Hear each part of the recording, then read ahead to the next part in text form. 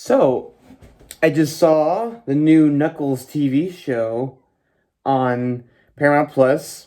Um, so I remember when I first heard about the TV show, what the description was Knuckles teaches Wade Whipple about the ways of the echidna and goes on an adventure with him. And I thought, okay, that's an interesting like premise to want to do. Um, So at first I was like, okay, I mean, I'm excited for it, because I want to see Knuckles more. But like the story itself, I was like, oh, I wonder what they're gonna do with this. Is it gonna be like little adventures, like each episode would be like a own little like weird slapstick humor kind of thing, or like like each it wouldn't be a story necessarily. It would mostly be like just like little things around town. I didn't expect what we got. And I know there are some people or some, critics that are, talking about it in maybe more of a mixed way. I can understand why, because I feel like the Sonic movies always did the right thing, which was focus more on the, like, the Sonic character, Like, they made him an actual character and they made it where, like, he was growing as a person. And this is a lot different. This is more so like your usual live action CGI hybrid movie where the IP character as like the main focus, like or like the the main draw, which is Knuckles, is not necessarily the character that actually grows. It's the human character.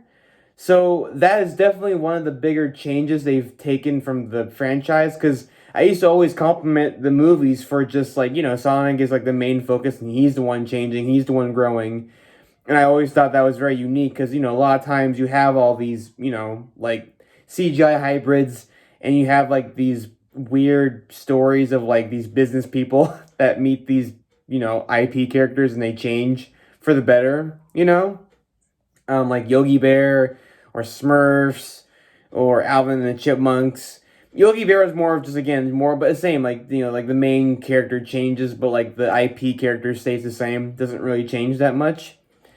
And I would have to say this one's actually a mix, surprisingly. Surprisingly, this one's like a mix of like those kind of story beats where Knuckles doesn't really change that much of as a character. It's more he finds a purpose, and Wade does actually change like just his entire character, which is very intriguing. And I'd have to say again, like it's like regardless of maybe how people will take this, I feel like the Sonic movies do a really good job of like of showing growth in characters, with how little, deep meat story there actually is. Oop, my light. But I'd have to say I actually like Wade as a character now. They took a very, very risk approach of making him the main character necessarily kind of, like but I'd have to say, out of all the main, human characters right now, I'd probably say Wade's the best now because they actually gave him a very interesting backstory. Like, so his relationship with his father and his, his family, I can kind of understand the whole, father abandonment thing. Kind of hits home a little hard for me. So that being the main focus of why he does Wade like what why Wade does what he does also kind of explains why he acts the way he does too, and is very low confidence in himself, very like not very sure of himself either. So I have to say that like it actually has a very satisfying payoff with him finally confronting his dad about what happened.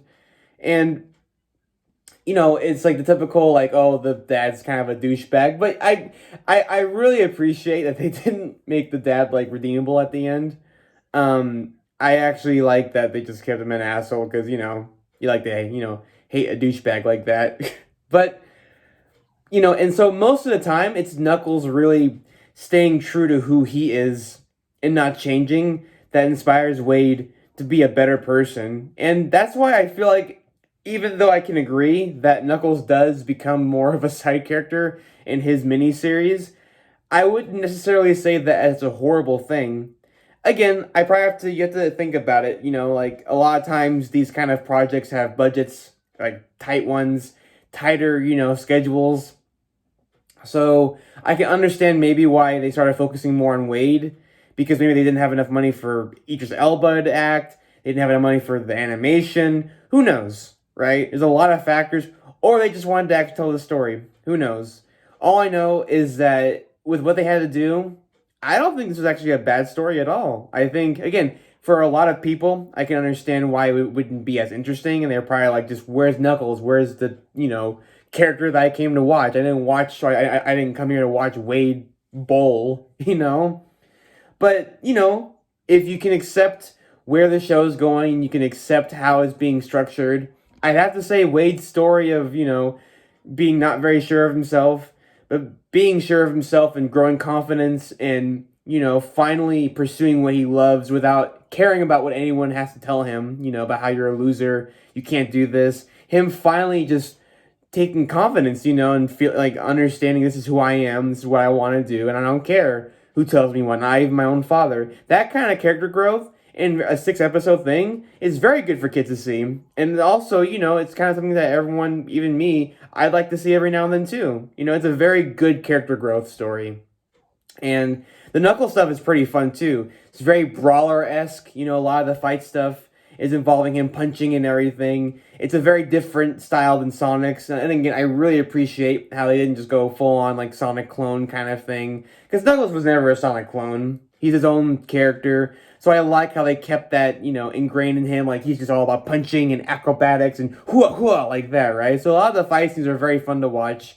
Pretty good animation, too, so far for a TV show. Because I know some people were saying, oh, it looks kind of crappy. Honestly, no. Again, some areas, yeah, you can kind of see the TV budget. But honestly, it looks really good, And I'd have to say the ending fight scene's really fucking cool. I really enjoy it. Even if it was very short and you see most of it in the promotional stuff, I have to say it was pretty satisfying. I will say, like, again, all you gotta do when you kind of go into these kind of shows or movies and you really see what it's about, and then you kind of accept where the story is heading, and you just kind of see, well, how is it structured? And I have to say, it was structured very well, I feel like, I feel like everyone felt like they had their due time. I felt like everyone had good character growth. And Knuckles, right? And his whole growth as of a character is just finding his purpose after, not knowing what to do anymore. And now, like, he keeps saying, well, this is his home, or, like, he's fighting for his thing, but he's never understood, like, he's doing it as a vow for Sonic and Tails, right? Like, well, I made a vow, and I have to keep it now. But it's nice that Wade shows him the human side of stuff and shows him why it's fun to be on Earth, right? Like, what it means to be a human.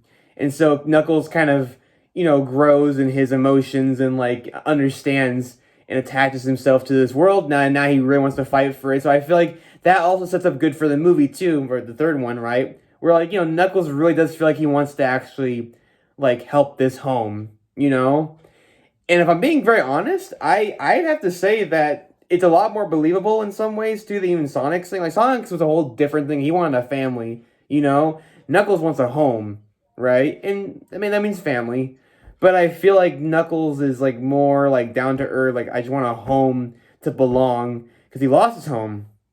And so I don't know. I'm kind of going all over the place, but I honestly just feel like this story was very good for what it was.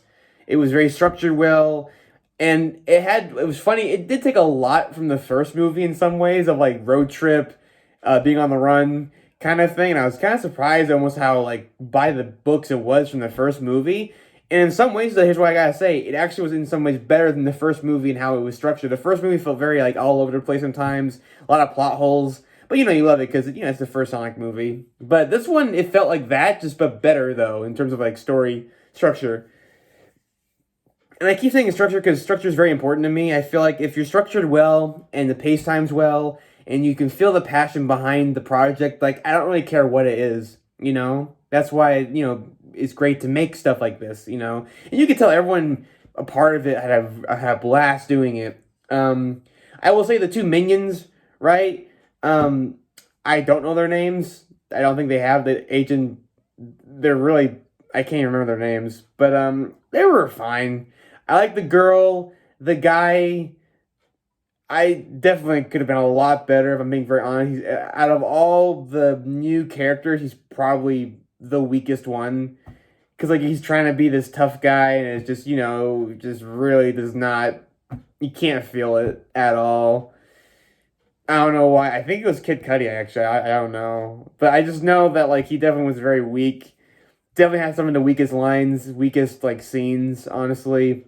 He had, like, the fist stuff, and it could have been a lot more cool, but I didn't really feel anything from him. The girl, though, I actually kind of liked because one of the things that I appreciate from this show is that it does kind of like what they were talking about, the whole Avengers thing in the MCU, where they're starting to like all the things that happen in the first and second movie have an effect on the story, And so like everyone from the first movie, like they're all affected by what Sonic did, right? And how Robotnik reacted to Sonic and him going crazy, and everyone's affected by that. Like the main villain in this, which is the Buyer, I guess his name is, and then the two minions, right? Like or mostly the girl. Like their whole purpose of why they're doing what they're doing is because of what happened with Sonic and everything, and that kind of spurred things going. And I like that. That was really I like how it was like, well, they are doing this because of what happened. Like it helps everything kind of feel connected. The Buyer was pretty cool, and he was definitely a missed opportunity. And that's where I feel like maybe if I could have wanted a better story, then like the way stuff was great and all, and it's very inspiring. But like you kind of then miss out on the main villain guy who's really fucking cool, and like I'm like wow, I really wish we could have gotten a lot more of him because he was kind of badass. He worked for Robotnik, for Gun, and then he was abandoned and he had to fight his way because they were trying to. I guess after Robotnik left Gun like sent people out to kill some of the people that work for Robotnik, and that's like whoa, what? And he survived, and now he's like has a whole underground black market, and just really cool guy. And I'm just like wow, that would have been a really cool villain to kind of not even just get deep into his lore or whatever, just more like I want him more around. He's in the first episode and a little bit in the last two episodes, and that's about it. I'm like, wow, felt like you could have had a lot more of him. So definitely a disappointment right there. Where like I wanted more of him because he was kind of cool. One very very like I was very surprised by. They referenced the Iblis trigger, or not Iblis trigger. They reference Iblis. Ifrit or whatever, I keep forgetting his name, but like from Sonic 06, they fucking referenced that. And it actually exists in the movie Sonic universe. That was surprising. And I guess Knuckles fought him on his own, and he has the Flames of Disaster, not Elise or Blaze, and I'm like, wow. That was surprising. That's why Knuckles has like the flames, not from like the because I think in the games it's from like building heat from like hitting so fast, but like in the movies I guess now it's like, no, the Flames of Disaster, like, he has that. I think that's what it was referring to. I'm not sure. Or it was in him all along. I don't know. I just know that they referenced that, and I was very shocked by that. That was like, wow, that is lore from Sonic that I did not think would ever get touched again. But it did. So yeah, they definitely changed a lot about that. They have Pachacamac or whatever, chief of the Echidnas, played by Christopher Lloyd. That was fucking great. I love that. That was so good. That was one of the best like little cameos right there, honestly, too. All in all, I have to say, definitely not what I expected, and definitely a lot more less Knuckles towards the end than I would have liked. Because I will admit, towards the end, the last two episodes like, are just very heavily, even more so, just like the last three are like very heavily like Wade based. But again, I have to say they really did kind of get me on the Wade train. He is a good character, and he is pretty funny in some stuff. So I have to say that he did a pretty good job with making you want to like him. So in the end, I think the Knuckles show was really good. And I can't wait to see more of this. So yeah, that's about it. See ya.